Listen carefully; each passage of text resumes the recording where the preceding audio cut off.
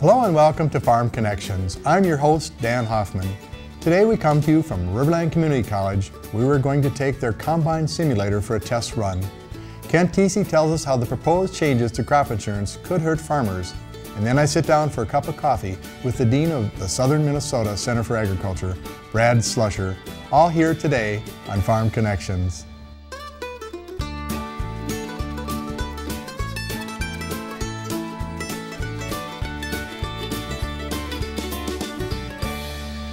Welcome to Farm Connections with your host, Dan Hoffman. Farm Connections, sponsored by Alcorn Clean Fuel, a farmer-owned cooperative in Claremont, Minnesota, produces ethanol, high-protein livestock feed, and corn oil, and beverage-grade carbon dioxide for resale to benefit its members and their communities.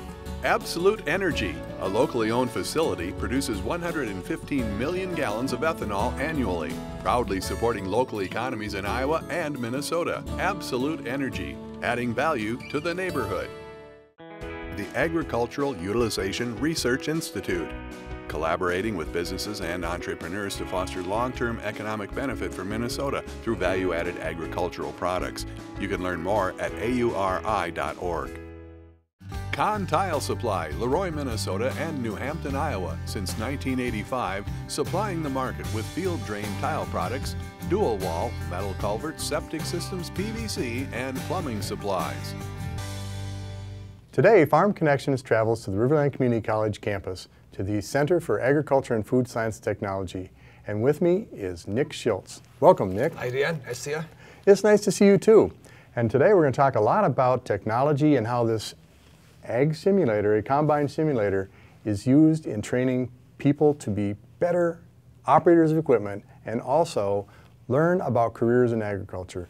Nick, how have you used this so far in the program? We use this program to help teach our students about how to use the combine simulator, appreciate agriculture, and also to really foster that development in pursuing careers within agriculture. We've used it for extension purposes too, teaching growers. We have certainly worked with growers of all different classes and abilities, and we've had a lot of good recruitment as well too within our Ag Center. Well, it was really fun. I was here one day and a high-ranking official at Riverland Community College was combining, and you were coaching that individual. She was doing great. And then she said she's from New York City, and she had a lot of fun. But a few minutes into it, she said, you know, this is a lot of work. And she watched the combine reel pulling the soybeans into the header and the auger pulling it up into the header to eventually go into the thrashing on the machine. And she said, wow, as she was mesmerized by that motion. We pointed out to her, farmers do this for weeks on end in the harvest, right? Yeah, absolutely. This is their home during harvest, and this is very, very real. So in theory, if you could operate this, you can go use a large combine in a field setting. Well, you're no stranger to operating combines. You have a farm operation west of Austin between Albert Lee and Austin. Do you use a machine similar to this? I do. So I use a John Deere combine as well too, very similar to this. There's some unique functionality and compatibility that's different from our combines, so it's been a good look into seeing how the new John Deere combines operate and some different functionality controls. So it's a very unique opportunity even for myself and for growers too. So this is an actual unit off of a brand new S-Series combine.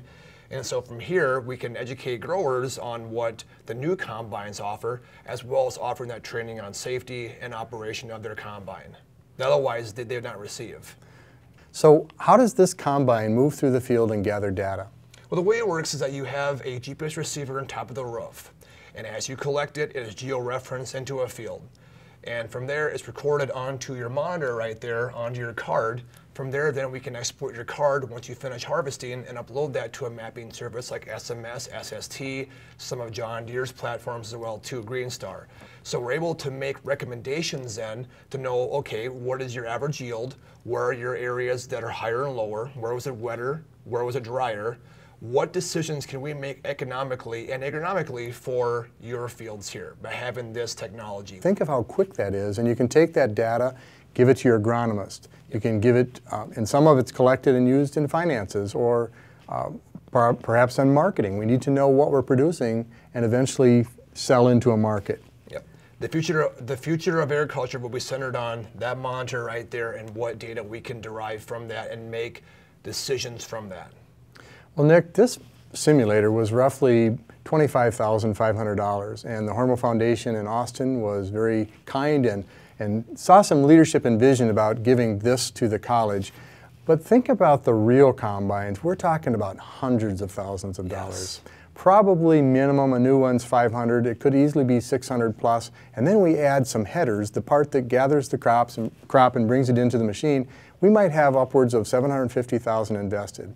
And don't forget too, the operator and also the software that will run the combine as well too, maintenance of course as well too. So you're talking, you know, you can buy a lot of great stuff with that amount of money. So it's quite an investment. What this affords is the opportunity for producers and for students to learn how a combine operates in a simulator setting. So think about a simulator. You know, you have a car simulator, you have an airplane simulator. We can afford to learn and know which gadget to turn on, which one to turn off, and how they work, versus we're using it in a field setting where if we have some sort of error, if we have a breakdown, that's very costly and time consuming. Here, we can easily go back and replay it, and that will afford us the education that we otherwise would not receive anywhere else. Great points, Nick.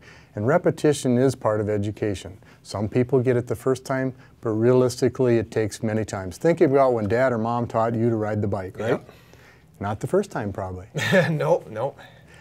You also bring up another good point. This simulator allows us to do training or allows people to have the experience. Not many people have a $750,000 combine or any combine sitting in their garage. So we have urban people, people at the college, people in the community that use it as well, correct? Yep, absolutely. You know, we have a lot of kids of all different, upbringings and agriculture.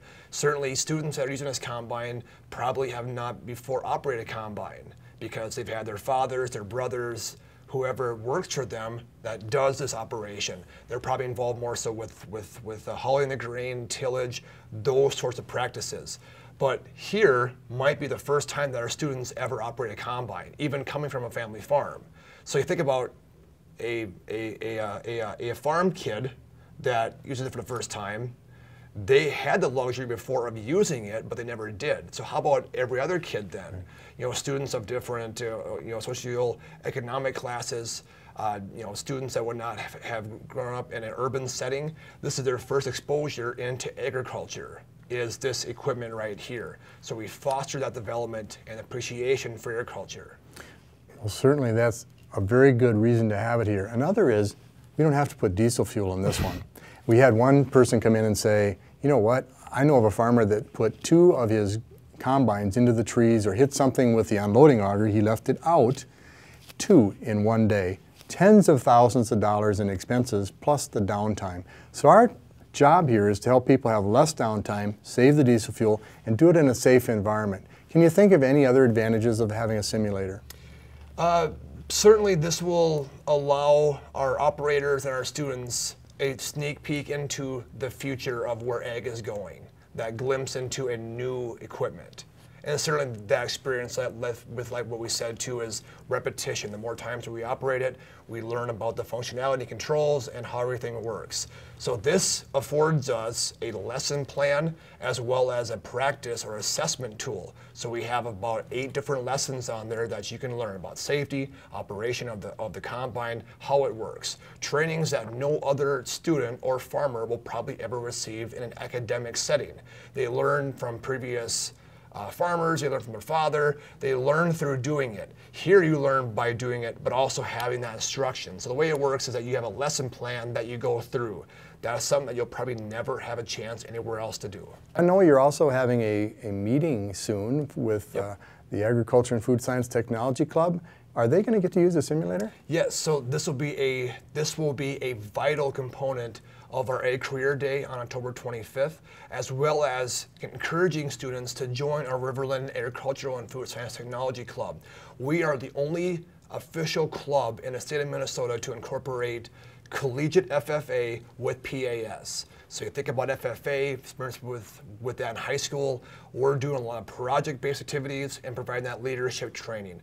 Where the simulator comes involved is going to be to encourage students to think about agriculture and food science.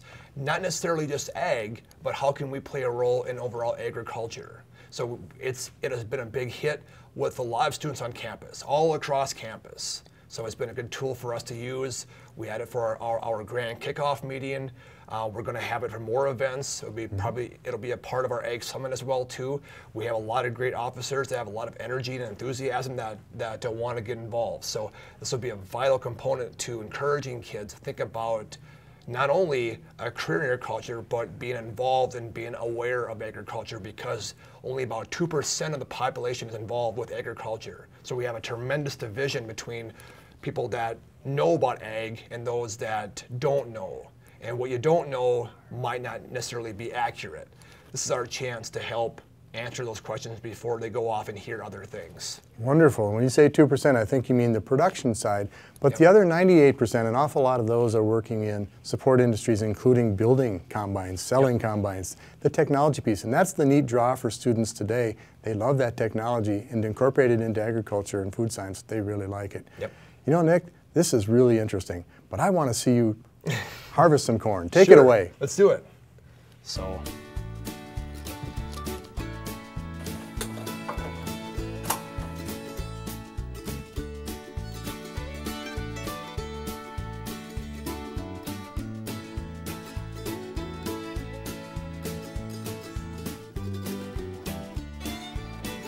Eventually my screen will register that I have about 3/4 of my grain hopper will be full, and then I'll need to unload. So with the simulator, I cannot unload into a grain cart. You'll see a tractor and wagons that will appear at the very end of the field. So we are right now running the assessment feature. If you were running the lesson plan right now, it would instruct you on how to operate it and then how to unload. Now, so auger's coming out. I have my header wagon right there. I'm going to approach this wagon from here with my auger facing out towards this way. That way I can unload into it. So I come in, I want to be kind of close, don't have tires, but I do want to be kind of close. So my auger is fully extended. You can see over here that my auger is fully out. In the same way you can see it in a regular combine if you were harvesting. And now I'm centered right over that wagon. I'm over the rails. I'll be in an open space here. And I'm going to stop. And with this switch right here, this turns on the auger to the combine. Turn it on, and then you can see that there's grain now unloading into that wagon. Nick, thanks for taking us down the corn and soybean row to bring in the harvest. Thank you, Dan. Thank you for joining us at the Center for Agriculture and Food Science Technology here at Riverland Community College in Austin, Minnesota. Stay tuned for more Farm Connections.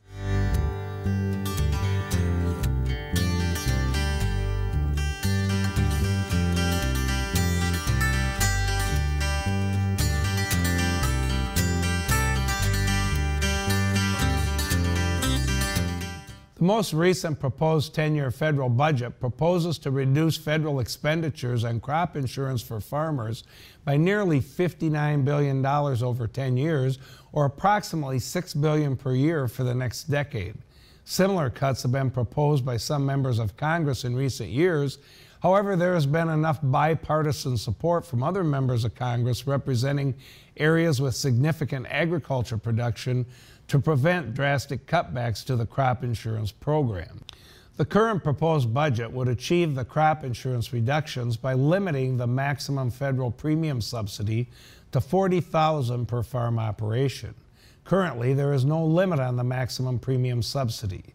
The administration proposal would also eliminate the popular harvest price option for crop insurance that is utilized as a risk management tool by most Midwest corn and soybean producers.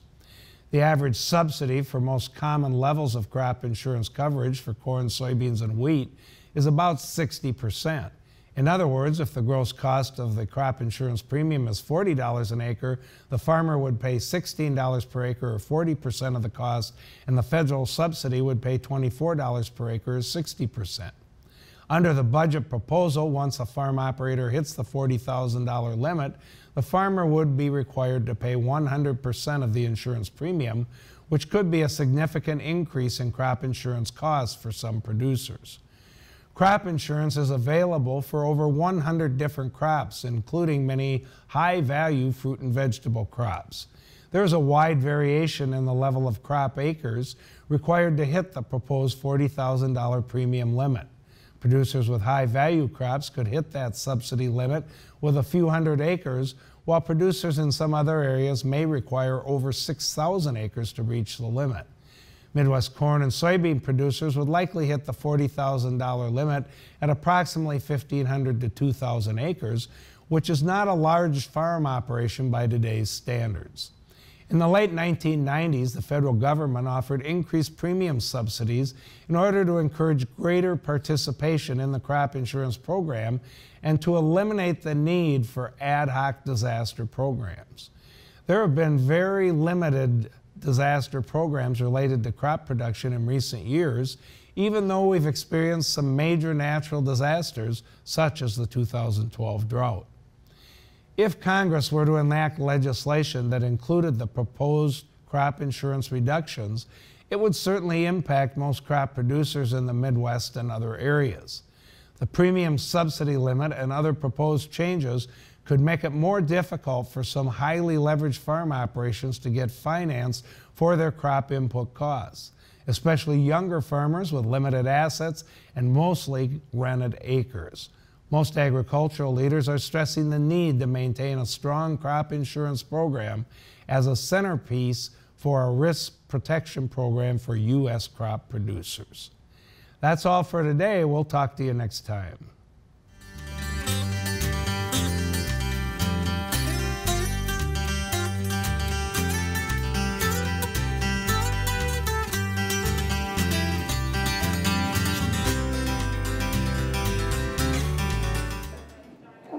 We're at Mankato, Minnesota for the South Central College's Ag Symposium, and with me is the director of the Southern Minnesota Center of Agriculture, Mr. Brad Schloesser.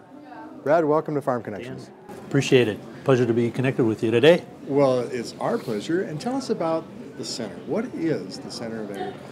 The Center of Agriculture, Dan, was established about 5 years ago, an investment by the universities and colleges of Minnesota State. And in the southern half of the state of Minnesota, we are working with our partners, and partners like Riverland Community College and Minnesota West Community and Technical College and Southwest Minnesota State University over in Marshall. Here at South Central College is the fiduciary agent, and I work out of North Mankato office and assist in partnering with all those institutions to really focus on the exploration that takes place in career pathways for agriculture, food, and natural resources. Also networking with new partners up in the urban area, the Twin Cities Metro, and assisting with the exposure to agriculture. Last week, for example, there was a STEM Expo. STEM is science, technology, engineering, and mathematics, and there were 2,200 students, Dan, that were present in the Minneapolis Convention Center. And 3 years ago, we were asked to provide exposure and lead the students to some awareness on agriculture-related career opportunities. So we really focus on raising the awareness about agriculture and helping sustain our communities and growing our communities here in southern Minnesota. Why is that important, Brad? Well, Dan, the reality is without healthy communities and communities that are growing and communities that we can sustain, we're probably going to end up going hungry. This is a wonderful place to live in outstate Minnesota, rural regions. We've got resources here, and we're really blessed with rich soil, clean, fresh water, and people with a really strong work ethic. The reality is we're a little bit short right now in terms of the workforce available. So there's a supply shortage, and there's bigger demand actually increasing all the time. Can you give us or quantify those numbers? We're short. What do you mean? Sure. Dan, last year between our public higher education institutions, so all the partners that I identified, and then we have a northern center of agriculture as well. And in the northern half of the state, plus the institutions we have in the south that are focused on agriculture, food and natural resources, preparing individuals for career pathways, we were just over 1,000 individuals that graduated.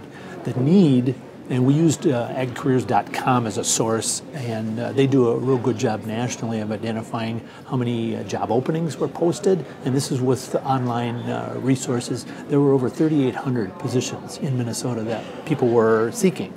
Last summer, our Center of Agriculture commissioned a study, and we linked with over 60 agribusiness partners, and we questioned them about their needs and whether or not the skills were being met by our institutions preparing students. And they shared with us in July that they had 600 openings at that point in time. And we had already graduated all of our students preparing for these kinds of careers, and they were already employed. So there's some significant needs out there, Dan. Succinctly, what's the mission of the Southern Minnesota Center of Agriculture? Aligning the resources that we have in our academic programs with the needs of our agricultural industry partners. Perfect. And if we're successful in doing that, what would the outcome look like? I think we would have communities that are flourishing and are thriving with a population that is very much aware about agriculture. We would probably see we're driving towards secondary schools and even private schools that have a desire to provide education and exposure for young people to explore these career pathways in middle school and in high school. At our post-secondary institutions, both 2- and 4-year institutions, there are some individuals that graduate and they don't know for sure what they would like to do. So one of the goals that we have is to help identify the opportunities in agriculture. Dan, you've got experience with farm business management education. I've got 13 individuals that are awesome educators here at South Central College across southern Minnesota between Riverland and Minnesota West, coupled with South Central College. We've got over 35 individuals that are working to sustain and grow our farm families in viable farming operations. And that's one of the things that we also support with our Center of Agriculture. That's fantastic. And of course, that's extended campus or outreach, and the results are very, very positive. Yeah, that money gets reinvested back in the community. Yeah. Now, you mentioned young people. How about mid-career or maybe last-stage career people, retraining, re-entry, realignment? Right. We're definitely focused on upskilling and providing that opportunity for someone that maybe is looking for a transition from where they've been into new career opportunities, so we can certainly assist them to enter agriculture. We established a program called Ag Spark just this past year. Our Minnesota legislators were really forward-seeing and identified some resources available to us in 2015 and 16, and in an effort to attract the military men and women that return home, a lot of the skills that they have acquired from their military training and from their experience, to apply those into the agriculture industry. For example, if someone was a GIS, Global Information Systems technician, a specialist for the military, those same skills can be transferred to agriculture, and a person could be working in a much healthier environment and assisting with nourishing our people. And we need them. Yeah, absolutely. Brad, thanks for the work you do. Appreciate it, Dan. Best wishes on a successful outcome. Thank you. We're all about collaboration and look forward to continuing building more partnerships. Fantastic. Thanks for joining us on Farm Connections. Stay tuned for more.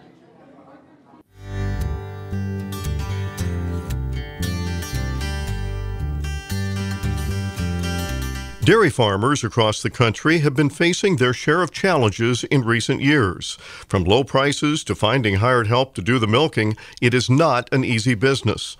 Paul Liebenstein is a dairy producer from the Dundas, Minnesota area. His operation is 400 cows, and they milk 3 times a day, making it 24/7. He says that dairy prices are more cyclical than ever, and producers have to plan ahead.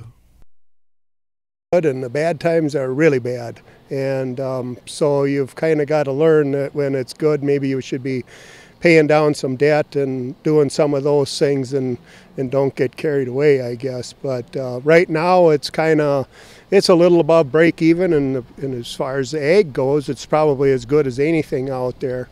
The Minnesota dairy farmer says there simply is too much milk and not enough capacity to process the product, and that has been a growing problem. The processors will tell us, well, we can have more processing, but we have to have a market for the milk.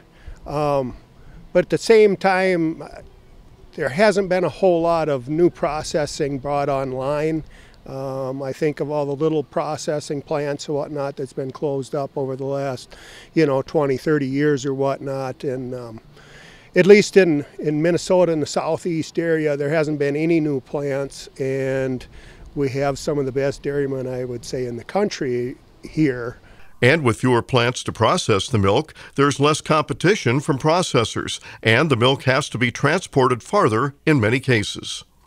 It's never been easy being a dairy farmer. From getting up early to going to bed late at night, now finding a processor to pick up your milk is yet another challenge, and prices have not been very good over the past few years. The good news is prices are better right now, and for dairy farmers, that is good news. This is Lynn Ketelsen reporting.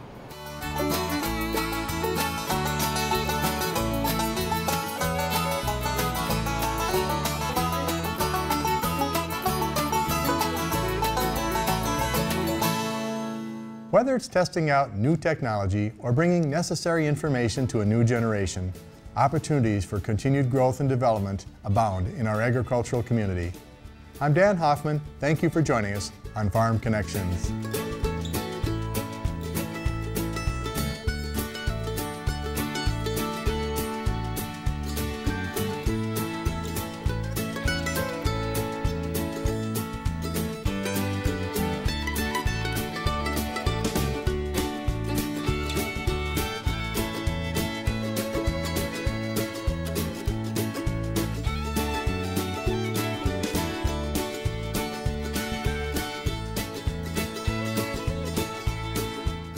Funding for this program is provided in part by the Minnesota Arts and Cultural Heritage Fund and the citizens of Minnesota.